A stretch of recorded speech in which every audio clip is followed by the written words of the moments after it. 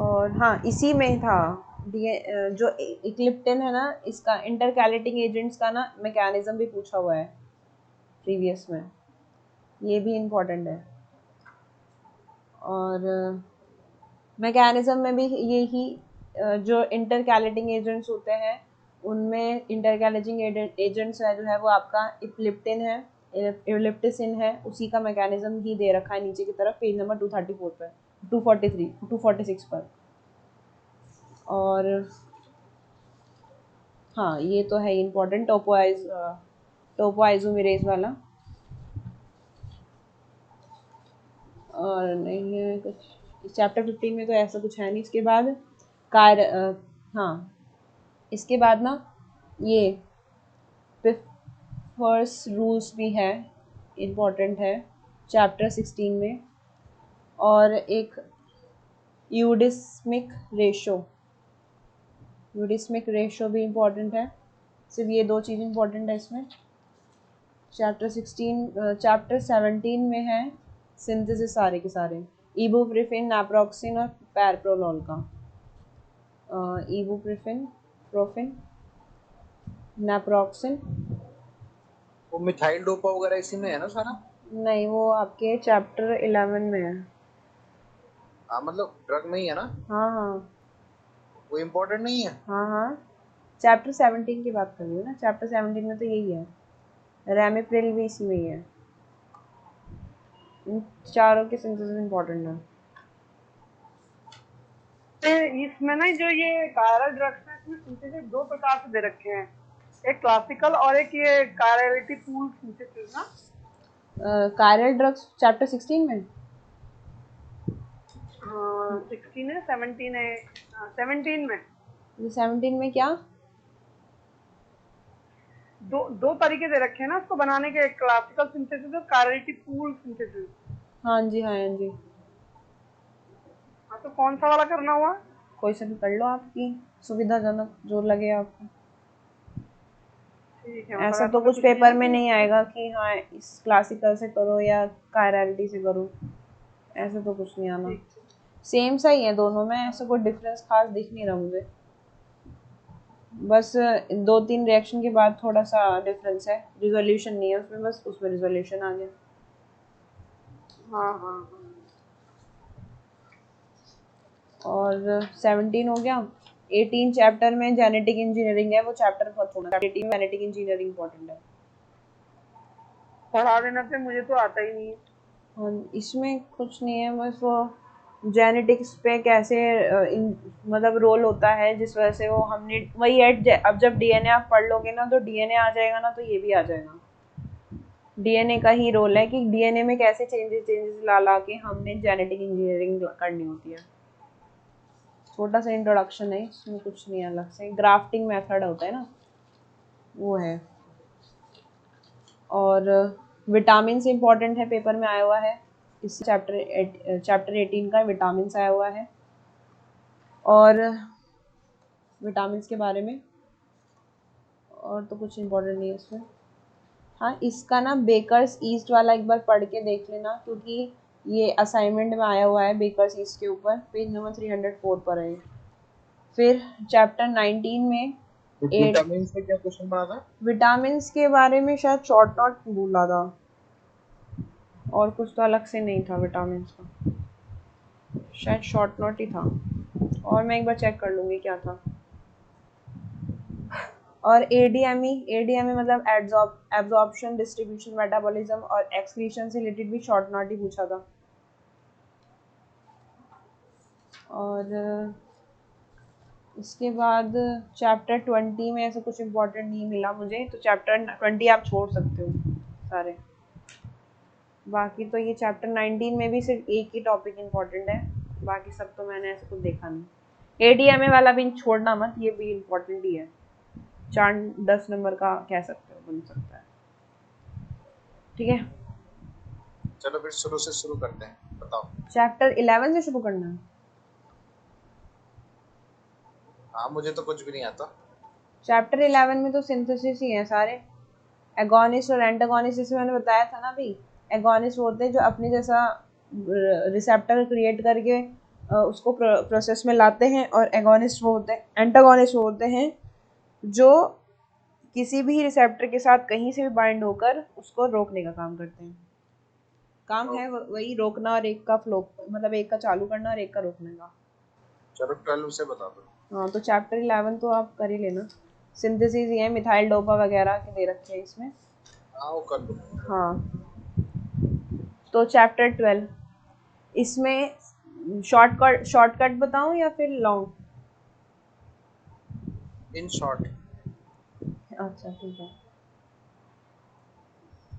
देखो enzyme inhibitors. Class चल रही क्लास। देखो एंजाइम्स वो होते हैं जो किसी भी रिएक्शन में पार्टिसिपेट करके उसके या तो रिएक्शन को आगे बढ़ाते हैं या तो घटाते हैं। ठीक है, अब कुछ एंजाइम्स ऐसे भी होते हैं हमारे शरीर के अंदर जो ज़्यादा प्रोड्यूस करते हैं, ठीक है, कुछ ज़्यादा रिएक्शन करने लगते हैं, तो उनको इनहिबिटर्स कहाँ रोल प्ले करता है, जहाँ वो एंजाइम्स बहुत ज़्यादा प्रोड्यूस करने लगे तो इनहिबिटर्स उनको रोकने का काम करता है। ठीक है, तो यहाँ पर सबसे पहला आता है एस इनहिबिटर्स। ठीक है, एस इनहिबिटर्स में हमारे बॉडी के अंदर एक एंजियोटेंसिन करके एक एंजाइम जो है वो प्रोड्यूस होने लगता है। ठीक है, ये तरह का एंजाइम है। ठीक है, जहाँ पे ACE मतलब एंजियोटेंसिन कन्वर्टिंग एंजाइम इनहिबिटर, जो एंजियोटेंसिन को एंजाइम में कन्वर्ट करके उसको रोकने का काम करे तो इनहिबिटर्स हो गया ACE। ठीक है, तो यहाँ पर ये जो एंजियोटेंसिन होता है ये हमारे मेनली लंग्स, किडनी और ब्लड वेसल्स के अंदर रोल प्ले करता है इसका। ये जहाँ पर ये एंजाइम्स रिलीज होगा, एंजियोटेंसिन जो है एक तरह का एंजाइम है जिसको रोकने का काम उसके इनहिबिटर्स करेंगे। इनहिबिटर्स को भी पढ़ेंगे कौन कौन से इनहिबिटर्स हैं। तो जो एंजियोटेंसिन को रोकेंगे वो इनहिबिटर्स का नाम क्या है, एक तो कैप्टोप्रिल है और एक एनालाप्रिल है। ठीक है, तो कैप्टोप्रिल और एनालाप्रिल में से कैप्टोप्रिल का सिंथेसिस पढ़ लेना, एनालाप्रिल इतना नहीं इंपॉर्टेंट। तो यहाँ पर क्या होता है, ये एंजियोटेंसिन जो होता है ये है क्या, वैसे तो हमारी बॉडी में लंग्स, किडनी और ब्लड वेसल्स में रोल प्ले कर रहा है, और इनमें जो ब्लड प्रेशर होता है ना ये उसके लिए ज़्यादा रिस्पॉन्सिबल है। मतलब ये हमारे शरीर के अंदर वास्को कंस्ट्रिक्शन से क्या करता है, ब्लड प्रेशर को इंक्रीज करेगा। ब्लड प्रेशर वास्को कंस्ट्रिक्शन से कैसे इंक्रीज होगा, सपोज ये आपकी नस है, ठीक है, ये आपकी नस है, और इस नस के अंदर जो आपका ये पार्ट होता है ये नॉर्मल पार्ट है, लेकिन अगर यही नॉर्मल पार्ट थोड़ा सा आड़ा टेढ़ा सा दिखने लगे, दैट इज ये कौन सा ये इसकी वजह से ही हमारे शरीर के अंदर जो बीपी, ब्लड प्रेशर है वो बढ़ने लगेगा, क्योंकि वास्को कंस्ट्रिक्शन इसी को कहते हैं जिसमें हमारे जो ब्लड वेसल्स है ना, नसें हैं, उनमें एक इस तरह का कंस्ट्रिक्शन देखने को मिलता है। इसी को वास्को कंस्ट्रिक्शन कहते हैं, जिसमें ब्लड वेसल्स आपकी थोड़ी ऐसे शेप सा बना के जो ब्लड प्रेशर को उसको बढ़ाने लगती है। ठीक है, तो वास्को कंस्ट्रिक्शन ये हो गया। ठीक है, जिसमें आपके ब्लड वेसल्स जो है वो इंक्रीज करने लगेगी, प्रेशर को, ब्लड प्रेशर को इंक्रीज करने लगेगी। तो यहाँ पे एंजियोटेंसिन इसी को ये होता है कि ब्लड के जो ये होता है कि जो वेसल्स होती है ना, फिर नॉर्मल जो ब्लड जहाँ से फ्लो होता है उसको सिकोड़ देती है। अब जब पाइप पतली होगी तो ऑब्वियसली ब्लड का फ्लो का जो स्पीड होता है वो बढ़ जाता है, इसको वास्को कंस्ट्रिक्शन के लिए कहते हैं। हाँ, तो वही हो गया ना, मैंने भी तो ये बताया। तो यहाँ पे वेसल्स जो है वो कुछ डिफरेंट शेप में वो ब्लड प्रेशर को इंक्रीज करेंगे। तो कैप्टोप्रिल और एनालाप्रिल रिसेप्टर इसमें इस ही ड्रग्स को रोकने का काम करेंगे। तो यहाँ पर आपका जो एक ACE है, इसमें ऑक्टापेप्टाइड है। ठीक है, ये ऑक्टापेप्टाइड क्या होता है, ये ब्लड प्रेशर को इंक्रीज करेगा बीपी को। और एक होता है ACE+ वाला, ये क्या करता है, इसमें आपके एनालाप्रिल और कैप्टोप्रिल हैं जो आपके ब्लड प्रेशर को क्या करेंगे, लो करेंगे। ठीक है, तो ये कैप्टोप्रिल, एनालाप्रिल ACE+ वाले में आते हैं जो आपके बीपी को लो करेंगे। ठीक है, यही इस तरह का चार्ट दे रखा है पेपर बुक में, देख लेना। इसके सिंथेसिस, कैप्टोप्रिल के सिंथेसिस आप देख लेना, इसको बताने की जरूरत तो है नहीं, सिंथेसिस तो आप पढ़ लेना सारे, है ना। आगे बढ़ूं, अरे बताओ। हाँ देखो इसके आगे फिर इसके आगे H प्लस और के प्लस वाला जो ATPase है, ऐसी इनहिबिटर है, ये क्या है? ये प्रोटॉन पंप इनहिबिटर है, जहाँ पर ये हमारे ना स्टमक के अंदर जो गैस्ट्रिक एसिड होता है उसके सिक्रीशन की वजह से जब बॉडी के अंदर गैस्ट्रिक एसिड ज़्यादा प्रोड्यूस होने लगेगा, क्योंकि एसिड भी क्या है, एक तरह का एंजाइम ही है ना, क्योंकि ये क्या कर रहा है, हमारी बॉडी के अंदर जो रिएक्शंस हैं उनमें पार्टिसिपेट कर रहा है। तो इसके सिक्रीशन को कंट्रोल करने के लिए, ठीक है, हम जो इनहिबिटर यूज़ करेंगे वो आपका क्या हो जाएगा, इस टाइप का H प्लस और K plus at ATPase inhibitor हो जाएगा। ठीक है, इसमें क्या होता है, जो एसिड सिक्रीशन होता है वो प्रोटॉन पंप की वजह से होता है।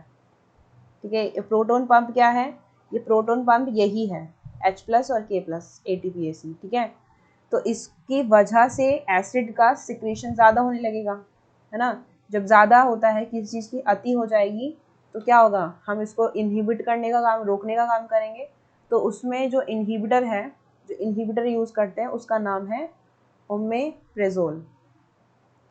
ठीक है, ओमेप्रेजोल का सिंथेसिस इंपॉर्टेंट नहीं है, इसको पढ़ने की ज़रूरत नहीं है। ठीक है, नेक्स्ट आता है इसके बाद, ओमेप्राजोल का इम्पोर्टेंट नहीं है ना, पक्का? हाँ, ओके। Carbonic anhydrase enzyme. देखो एस का मतलब ही एंजाइम होता है, तो आपको एंजाइम लिखने की जरूरत नहीं है। फिर से मैं यहाँ पे इनहिबिटर लिख रही हूँ डायरेक्ट। तो कार्बोनिक एनहाइड्रेस में एस वाले का मतलब है एंजाइम। तो यहाँ पे क्या होता है, इसको थोड़ा समझना। ठीक है, जो हमारी बॉडी के अंदर ब्लड है, ब्लड फिल्टर होके क्या बनाता है, यूरिन बनाता है। ठीक है, तो यहाँ पर ये जो प्रोसेस होता है जिसमें ये ग्लोमेरुलस फिल्ट्रेशन हो रहा है, ग्लोमेरुलर फिल्ट्रेशन जो हो रहा है, इसमें रिजल्ट क्या होता है कि कई सारे मेटाबॉलिक प्रॉपर्टी, मेटाबॉलिज्म क्या होता है, हमारी बॉडी के अंदर जितने भी फंक्शंस हो रहे हैं ना, चाहे वो कैसी फंक्शन है, वो सारा मेटाबॉलिज्म ही है। ठीक है, अब इस मेटाबॉलिज्म में एंड प्रोडक्ट कुछ भी हो सकता है, जैसे ब्लड का एंड प्रोडक्ट क्या हुआ, यूरिन हुआ, यूरिन ब्लड फिल्टर होके क्या बनेगा, यूरिन बनेगा। तो इसमें जो वेस्ट प्रोडक्ट हमारे बॉडी से निकल रहे हैं वो वाटर भी हो सकते हैं, कोई इलेक्ट्रोलाइट्स भी हो सकते हैं, या कुछ न्यूट्रिएंट्स भी हमारी बॉडी से निकल सकते हैं। ठीक है, वेस्ट के तौर पे। तो यहाँ पे इन वेस्ट के अंदर, ये जो वेस्ट है, इसके वेस्ट के अंदर कुछ ना कुछ सोडियम भी निकलता है, सोडियम। ठीक है, तो जब सोडियम है वापस हमारी बॉडी क्या कर लेती है, इसको रीएब्जॉर्ब कर लेती है। कहाँ से, प्रॉक्सिमल ट्यूब से। जब हमारी बॉडी से वेस्ट निकल रहा होता है, ठीक है, ये वेस्ट निकल रहा होता है, वाटर, इलेक्ट्रोलाइट्स एंड न्यूट्रिएंट, इसमें कहीं ना कहीं आपका सोडियम भी निकल रहा होता है। तो बॉडी क्या करती है, प्रॉक्सिमल ट्यूब से इसको वापस से रीअब्जॉर्ब कर लेती है। तो इसका ही रिएक्शन नीचे दे रखा है कि जब कार्बोनिक एनहाइड्रस, जो ये कार्बोनिक एनहाइड्रस एंजाइम है, इसका रोल क्या है इसमें, इसको भी समझो कि ये जो है ये हमारा प्रॉक्सिमल ट्यूब में ही होता है। ठीक है, ये प्रॉक्सिमल ट्यूब के अंदर ही होता है, में ही होता है। तो इसमें यहाँ पर ये जो H2CO3 है, ये इसके अंदर कौन कौन से आयन्स डिसॉल्व होते हैं, एक तो H प्लस और एक HCO3 नेगेटिव, जिनसे ये H2CO3 बना है।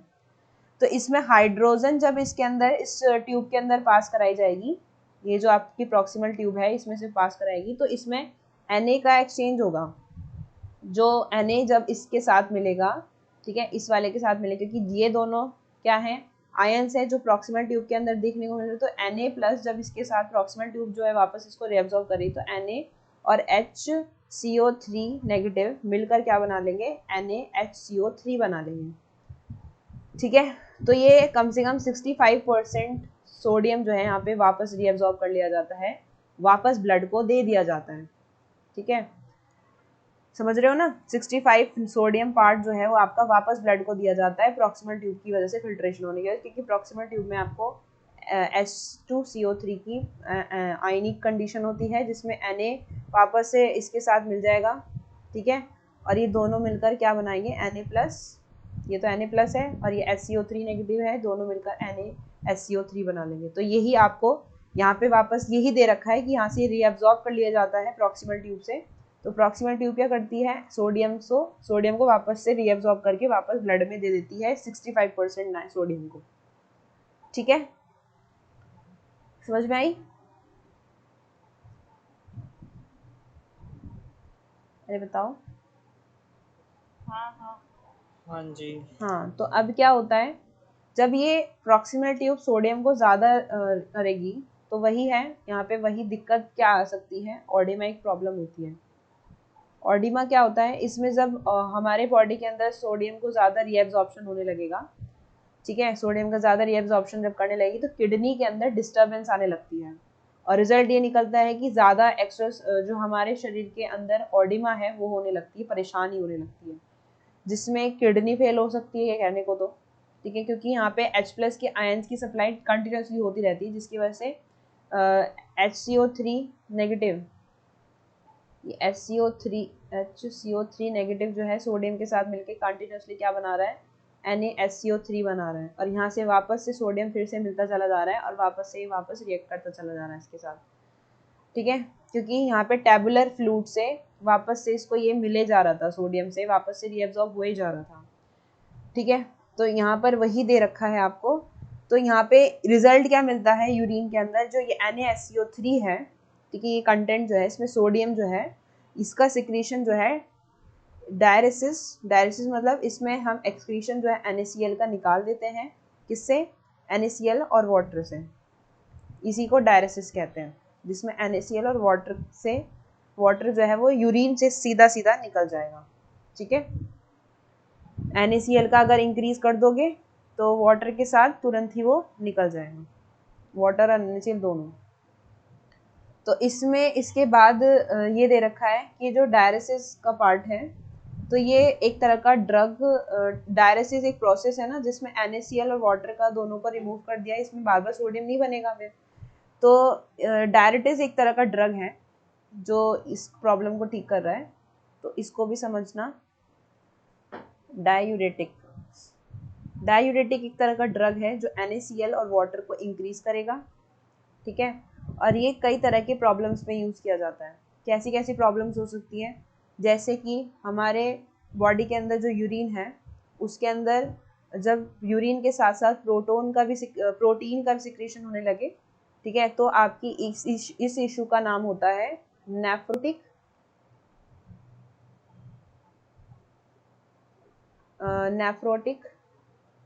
सिंड्रोम, ठीक है, जिसमें क्या हो रहा है, प्रोटीन ज़्यादा रिलीज होने लग गया है यूरिन में से, क्योंकि प्रोटीन नहीं निकलना सही नहीं है। तो नेक्स्ट है, जब हमारे शरीर में हैवी यूरिनेशन होने लगे, बहुत ज़्यादा यूरिन पास होने लगे, ठीक है, तो इस डिसऑर्डर का नाम होता है डायबिटिस एसिपिडस। नेक्स्ट थर्ड है, किस प्रॉब्लम में हम डायूरेटिक मतलब एक तरह का ये ड्रग है ना जिसका हम इस्तेमाल कर रहे हैं इन डिसऑर्डर्स में, ये डिसऑर्डर्स हैं आपके जिसमें हम इस डायूरेटिक्स का इस्तेमाल कर रहे हैं।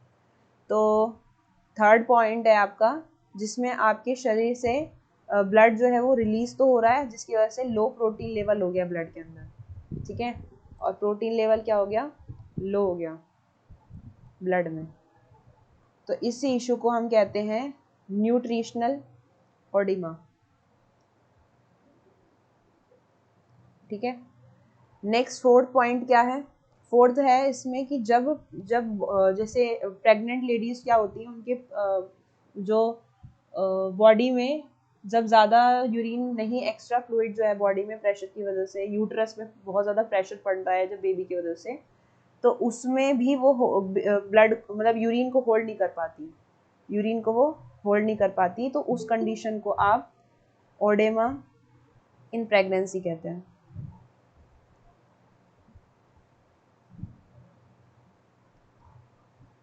ठीक है। तो ये चार इशू बोलो। मैं एक्चुअली ना, ये सब तो इम्पोर्टेंट है ही, लेकिन जैसे आंसर को बड़ा करना है किसी को, मतलब 10 नंबर में याद नहीं आ रहा कि कुछ फालतू, तो उसमें ये डाल दो कि नेफ्रोटिक सिंड्रोम जो होते हैं ज़्यादातर जिन लोगों को रेसलर वर्ग की बॉडी में पाया जाता है, क्योंकि वो प्रोटीन इंटेक बहुत ज़्यादा लेते हैं, जो कि बॉडी बिल्डर्स वगैरह होते हैं, ठीक है, कॉमनली में पाया जाता है, ठीक है। दूसरा है डायबिटीज insipidus जो होता है, ये इंसुलिन वगैरह का इंजेक्शन लेना पड़ता है इनको बहुत ज्यादा, ठीक है। इसलिए उनका इसलिए यूरिनेशन इनके बहुत ज्यादा होता है। हाँ, तो ये पॉइंट होगा। और न्यूट्रिशनल ओडिमा जो होता है, जैसे कि लोग डाइट चार्ट वगैरह बहुत फॉलो करते हैं, तो जैसे कि आप बहुत ज़्यादा एक्सेस अमाउंट में सोयाबीन या फिर आप बहुत ज़्यादा क्या कहते हैं उसको सॉल्ट वगैरह बहुत इंटेक हैवी कर देते हैं इसमें, तो वो आप ऑल ऑफ न्यूट्रिशन के हिसाब से अपने हिसाब से सही है, लेकिन बॉडी का भी एक डिमांड होता है कि उससे ज़्यादा नहीं कर सकते इंटेक फूड, तो उस टाइम में न्यूट्रिशनल ओडिमा हो जाता है, ठीक है। ओडिमा प्रेगनेंसी में जो होता है कि उस टाइम में क्या होता है, एचसीजी हार्मोन वगैरह का लेवल बहुत ज़्यादा बढ़ जाता है, मतलब यूट्रस ना उसको तो होल्ड नहीं कर पाता। यूट्रस में हाँ, हाँ। हाँ वो फिर डायलेट हो जाता है, वो होल्ड नहीं कर पाता उसको, तो फिर ओडिमा प्रेगनेंसी है। मतलब ये कुछ जनरल पॉइंट्स है जिसको आप यूज कर सकते हैं आंसर को लेंदी बनाने के लिए, ठीक है। हाँ। और ये चीज तो एक्चुअली क्या डायरेटिक इसलिए इम्पोर्टेंट भी है क्योंकि NaCl बॉडी में जितना ज़्यादा बढ़ जाता है ना, वो उतना ही ज़्यादा बॉडी में वाटर रिटेंशन की कैपेसिटी बढ़ा देता है, उसी में उतना ही ज़्यादा आपको फिर बॉडी का वेट बढ़ना, फिर आपको लंग्स में या किडनी में पानी भरना, ये सब चीज़ें ज़्यादा डिपेंड होती है। जो नमक भात खाते हैं पानी भी भर पीते हैं, ठीक है। तो इसलिए डायरेटिक उनको दिया आप ज़्यादा नमक आप खाएंगे तो बीपी वगैरह की प्रॉब्लम भी आपको हो सकती है, इसलिए डायरेटिक दी जाती है कि आपका NaCl जो है वो बॉडी में होल्ड ही ना हो, रिटेंशन पावर भी कम हो जाए ज़्यादा, ठीक है। हाँ, इसलिए ये क्योंकि चीज़ वो होती है, Na जो तो ये है सब वो बहुत कंटिन्यूअसली SCO3 के साथ रिएक्ट कर रहा था ना। हाँ यहाँ पे हाँ Na को हम हाँ मौका ही नहीं दे रहे हैं SCO3 के साथ, और वो NaCl के हाँ साथ रिएक्टिव ज्यादा होगा, इसीलिए हम हाँ साइंस मतलब केमिस्ट्री के स्टूडेंट है तो हम केमिस्ट्री के साथ पढ़ेंगे, हम बायो में ज्यादा नहीं डीप जा रहे। अरे नहीं यार, अगर कुछ याद ना आया तो दिख के आना, ये कह रही हूँ मैं बस। हाँ, कहानी तो गानी है इसमें। देखो फिर कुछ तो मारेंगे ना, है। कुछ तो मारनी ही पड़ेगी ना भाई, लॉजिक हाँ, के वही साथ। वही। देखो 12 में इस 12 के बाद है 12.7 पार्ट आपका इम्यून सिस्टम, वो भी बहुत इंपॉर्टेंट है, इम्यून सिस्टम तो छोड़ना ही मत। इम्यून सिस्टम जो है उसमें इम्यून सिस्टम एक बहुत बड़ा नेटवर्क है जिसमें फॉरेन पार्टिकल्स को हमारी बॉडी से एक तरह से बचाना है ना, हार्मफुल माइक्रो ऑर्गेनिज्म जो भी एंटर कर रहे हैं। तो इसमें ना इम्यून सिस्टम में हम दो चीज़ पढ़ते हैं, एक तो एंटीजन और एक होता है एंटीबॉडी। तो बस इतना ध्यान रखो कि एंटीजन से ही एंटीबॉडी बनती है, ठीक है। एंटीजन मतलब Ag और एंटीबॉडी मतलब Ab, ठीक है। तो ये क्या है, एंटीजन और एंटीबॉडी दोनों जो है इम्यून सिस्टम के अंदर एक तरह के पार्ट है, ये दोनों इसके पार्ट ही हैं इम्यून सिस्टम के। तो एंटीजन जो है एक तरह का बायोमॉलिक्यूल है जिसकी कैपेसिटी होती है कि वो एंटीबॉडीज को प्रोड्यूस कर सकती है। तो कुछ अब बात आती है सबसे पहले एंटीजन की। तो एंटीजन क्या होता है, एक तरह कोई भी बायोमॉलिक्यूल जो हो सकता है, कोई भी बायोमॉलिक्यूल एंटीजन हो सकता है, लेकिन उसको एंटीजन होने के लिए कुछ प्रॉपर्टीज होनी चाहिए। पहली प्रॉपर्टी क्या है कि वो फॉरेनेंस होना चाहिए। फॉरेनेंस मतलब वो, एक सेकेंड, फॉरेनेंस प्रॉपर्टी होनी चाहिए। दूसरा एपिटॉप हो सकता है, वो होना चाहिए। साइज भी हो सकता है, ठीक है। सॉल्युबिलिटी भी होनी चाहिए उसकी किसी न किसी में, मतलब एक तरह से हम इसमें बॉडी के लिक्विड के अंदर बात कर रहे हैं, फ्लूइड वाले पार्ट पे। फिर कॉम्प्लेक्सिटी भी आती है इसमें। एक कंडीशन ये है कि इनमें से सॉल्युबिलिटी का होना बहुत ज़्यादा इंपॉर्टेंट है।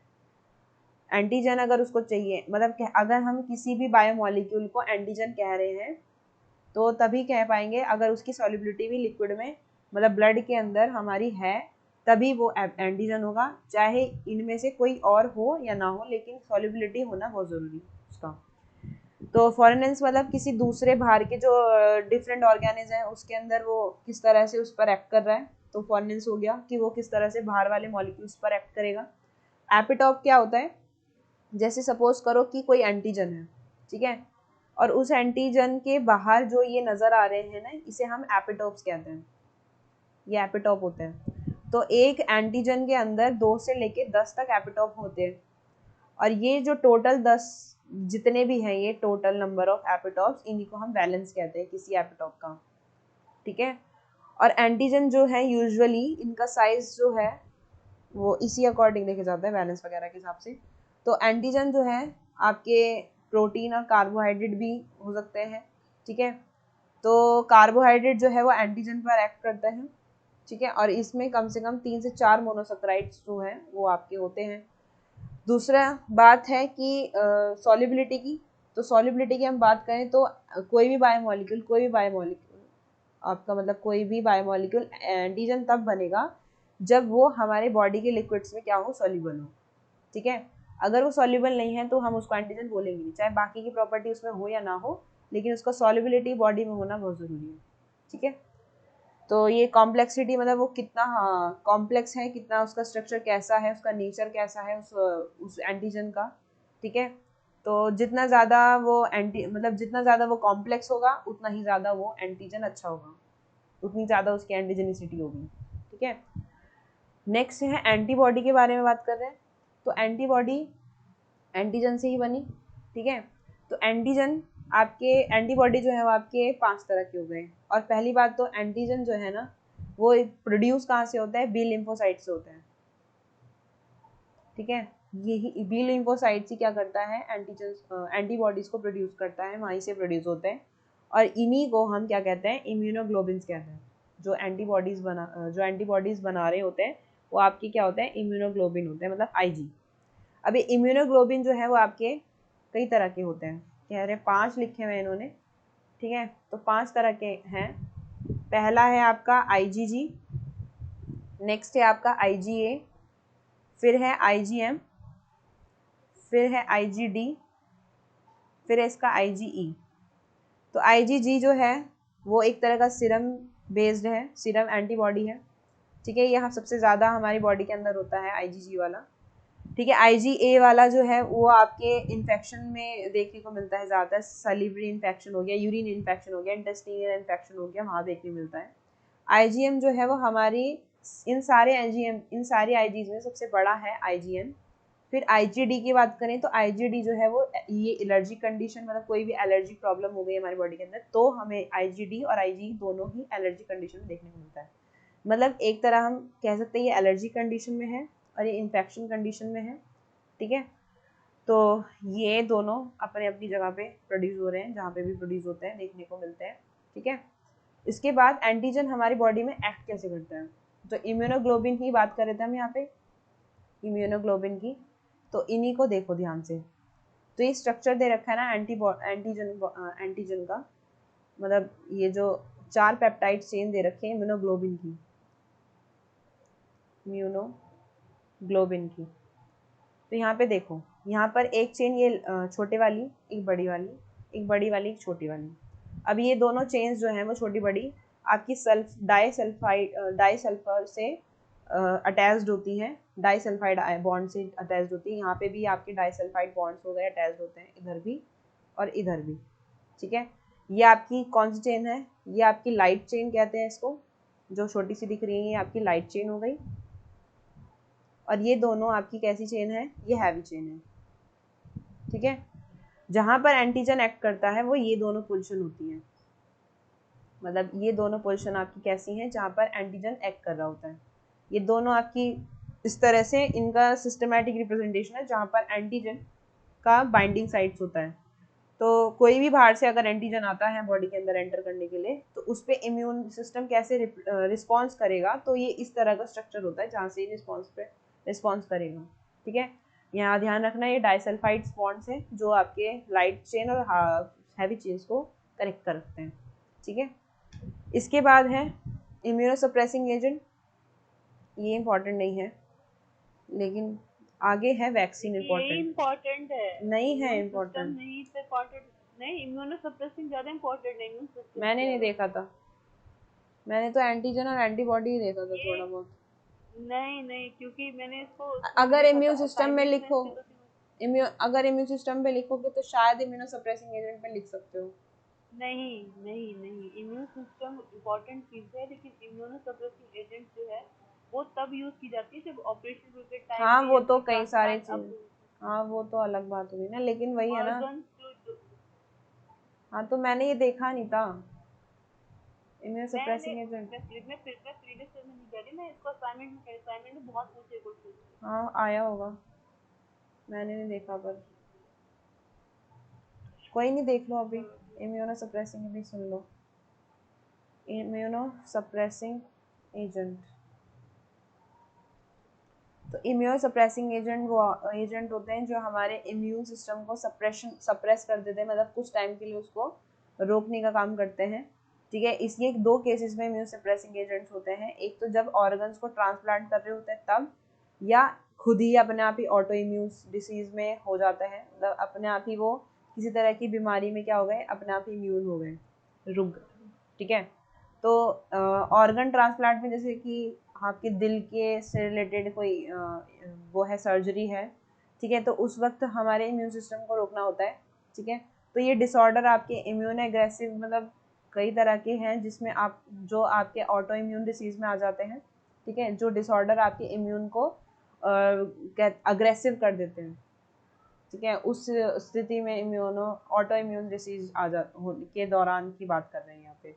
तो ऑटो इम्यून डिसीज कौन कौन सी हो सकती हैं? रियोमाटॉइड आर्थराइटिस, ये आपके मेनली एडल्ट्स में होते हैं ये बीमारी, जिसमें क्या होते हैं, जॉइंट्स के अंदर डिसऑर्डर होने लगते हैं, जो पैर घुटने और ये सब कोनी वगैरह के पार्ट्स में कुछ ना कुछ डिसऑर्डर्स होने लगते हैं। तो ये तो हो गया एडल्ट्स में जो immuno disease auto immune disease हैं आपकी। दूसरा एक होता है जुवेनाइल डायबिटीज़, ये बच्चों में होती है। इसमें जो पैनक्रीज जहाँ से हमारे बॉडी में इंसुलिन वगैरह निकलता है, वो या तो बहुत ही कम इंसुलिन निकालता है जुवेनाइल डायबिटीज़ में, या तो बिल्कुल निकालता ही नहीं है। ठीक है, तो ये जुवेनाइल डायबिटीज़ में बच्चों में होता है, जिसमें बिल्कुल इंसुलिन के कम होने के वजह से ऐसा होता है, मतलब या तो ये निकालेगा ही नहीं तो बहुत ही कम निकालेगा। तो ये दो प्रॉब्लम्स हैं ऑटो इम्यून डिसीज़ में, जिसमें आपका इम्यून जो है सप्रेस करेगा। तो उस दौरान हम कुछ इम्यूनो सप्रेसिंग एजेंट्स यूज़ करेंगे ताकि ये ऐसा ना करें ना। फिर ऑर्गन ट्रांसप्लांटेशन के दौरान हम कुछ देते हैं जिसे हम कहते हैं, ऑर्गन ट्रांसप्लांट के टाइम पे एक इम्यूनो सप्रेसिंग एजेंट होता है जिसका नाम है साइक्लोस्पोरिन। ठीक है, ये बना कहाँ से है, ये बोला गया है फंगस, ये बना है फंगस टॉलीपोक्लोडियम इन्फ्लेक्टम से बना है। फंगस एक तरह का ये, जिससे ये आपका ये सप्रेसिंग एजेंट बना है। इसको तब यूज़ करते हैं जब ऑर्गन का रिजेक्शन हमारे बॉडी से कराना होगा उस दौरान। ठीक है, मतलब निकालना होगा अगर हार्ट को बॉडी से, तब हम इसको लगाते यूज़ करते हैं साइक्लोस्पोरिन वाले को, ताकि बॉडी से तुरंत ही क्या हो जाए, वो ऑर्गन रिजेक्ट हो जाए और हम उसको आसानी से निकाल सकें। ठीक है, तो बस गलत गलत गलत, यहाँ पे गलत है। जब हम ऑर्गन किसी को दे रहे हैं, ऑर्गन रिजेक्शन का मतलब क्या होता है? नहीं, organ rejection in the sense जब हम आपको बॉडी किसी को हार्ट दे रहे हैं, ठीक हाँ, है, तो उस वक्त हमारे बॉडी से निकल ऑर्गन रिजेक्शन का मतलब क्या होता है? बात तो सुनो यार, जो आपने ऑर्गन ट्रांसप्लांट किया उस ऑर्गन के अगेंस्ट बॉडी काम करने लगती है, इम्पोर्टेंट मटेरियल है, ऑर्गन को रिजेक्ट करने लगती है, इसलिए कहते हैं ऑर्गन रिजेक्शन को अपनी बॉडी में रखना ही नहीं चाहती, तब हम उसको सप्रेस कर देते हैं ताकि वो ऑर्गन को बॉडी रखना नहीं चाहती हाँ, क्योंकि वो फॉल्ट बॉडी है, मतलब किसी दूसरे का हार्ट निकाल के जब हम किसी की दूसरे के शरीर में डाल रहे होते हैं, तो उस वक्त एक्सेप्ट नहीं कर रही होती है, तो उसे एक्सेप्ट करवाना है हमें। तो फिर इन्होंने रिजेक्शन वाले पार्ट को क्यों बोला? ऑर्गन रिजेक्शन यही है ना कि जो आप दे रहे हैं उसको हार्ट की तरह मर जाएगा, लेकिन पूरी बॉडी के लिए काम करेगा। कई बार इसमें ब्लड चढ़ाते हैं तो भी इसमें दिया जाता है कि आपको ब्लड। अच्छा, ट्रीटमेंट ऑफ ऑर्गन रिजेक्शन ना।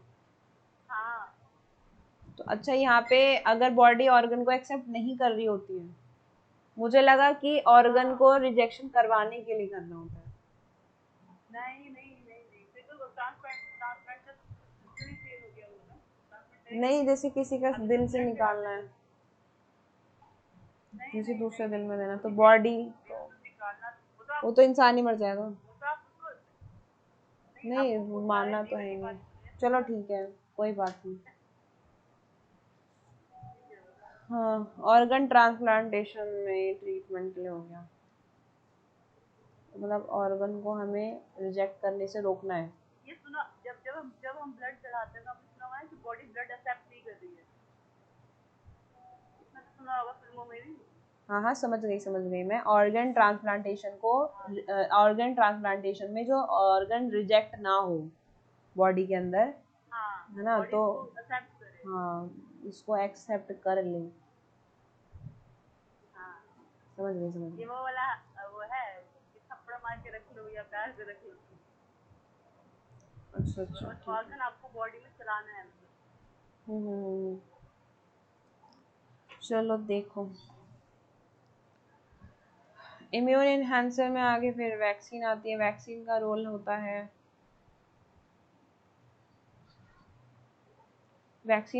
है, इम्यून एनहांस करने का, इम्यून को एक्टिव करने का, ठीक है, जिसमें कोई भी बीमारी आने से, एंटर होने से पहले उसको एक तरह से इंट्रोड्यूस कराना होता है कि हाँ, अगर किस तरह का इन्फेक्शन बॉडी में एंटर करता है तो आपको उससे कैसे रिएक्ट करना है।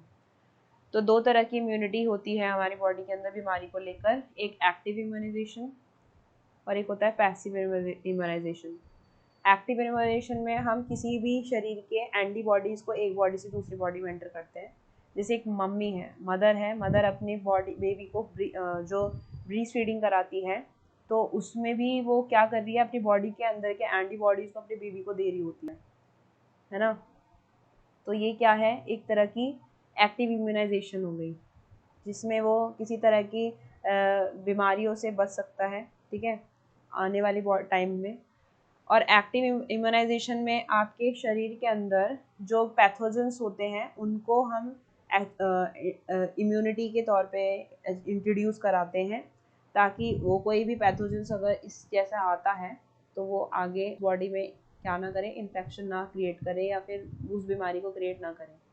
तो पैथोजेंस इंट्रोड्यूस कराए जाते हैं। तो पैसिव में भी, एक्टिव में भी दो तरह की वैक्सीन होती हैं, एक लाइव और एक किल्ड। लाइव एटीन्यूएटेड और एक किल्ड वैक्सीन। तो इनमें ज़्यादा डीप में नहीं गए हैं बुक में, लेकिन पैसिव वाले में दिया हुआ है थोड़ा सा।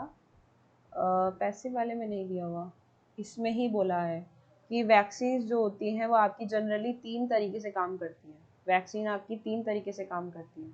पहला हो गया इनएक्टिवेटेड एक्सोटोसिन, एक्सोटिन्स पता नहीं टॉक्सिन क्या लिखा है, टॉक्सिन। फिर आ गया आपका कैप्सुलर पॉलीसेकेराइड्स, एक नेक्स्ट है सरफेस एंटीजेंस। तो इनएक्टिवेटेड एक्सोटोसिन वो होते हैं, हाँ जी बोलो। देखो इसमें बस ये बोला गया कि जनरली 3 टाइप की वैक्सीन हम यूज करते हैं जब डेली लाइफ में होता है। एक इनएक्टिवेटेड एक्सोटॉक्सिन्स होते हैं जो कि हम डिजीज की जनरली कोई भी डिजीज होती है उसके अगेंस्ट वैक्सीन यूज करते हैं, ठीक है। दूसरा है कैप्सुलर पॉलीसेकेराइड, जैसे इसको हम यूज करते हैं निमोकोकल निमोनिया, मतलब निमोनिया जो होता है लंग्स में इन्फेक्शन का होता है। हाँ बस। और बैक्टीरियल मेनिंगाइटिस है जो हमारे स्पाइनल कॉर्ड और ब्रेन के इन्फेक्शन में यूज होता है, एक तरह की बीमारी है उसके हाँ, जो हमारे स्पाइनल कॉर्ड और स्पाइनल कॉर्ड और ब्रेन के इन्फेक्शंस, जो स्वेलिंग हो जाती है, इन्फेक्शन होता है, उसमें कैप्सुलर पॉलीसेकेराइड्स यूज किए जाते हैं। नहीं, मेन आपके ब्रेन की मेनिंजाइटिस एक लेयर होती है, वहाँ पे क्रिएट करता है। वो इतना डीप में नहीं गई, मेरे को तो बस इतना ही पता है कि हाँ, इन्फेक्शन के लिए। मैं बता रही हूँ स्पाइनल नहीं होता, तो ब्रेन के मेनिंजाइटिस भी नहीं, इसका स्पाइनल और ब्रेन दोनों के लिए है।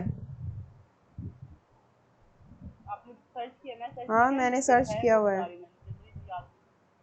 हो सकता है बिना सर्च के तो मुझे एक शब्द ना आता है इसमें। सरफेस एंटीजेंस होते हैं, हेपेटाइटिस बी के लिए यूज हो जाता है, ठीक है। फिर जैसे एक शब्द है उसका लेवोमिरोसोल जो है एक पोटेंट एंटी हेलमिंथिक है। हेलमिंथिक में हेलमिंथ वो आ जाते हैं, तो एक फॉर्म वगैरह जो सारे उस टाइप के उसके लिए अगेंस्ट होता है। एंटी हेलमिंथ उसको मारने के लिए यूज होता है। लेवोमिरोसोल जो है वही है ये, ठीक है। इससे सब खत्म हो गया। Thank you so much. Chapter खत्म।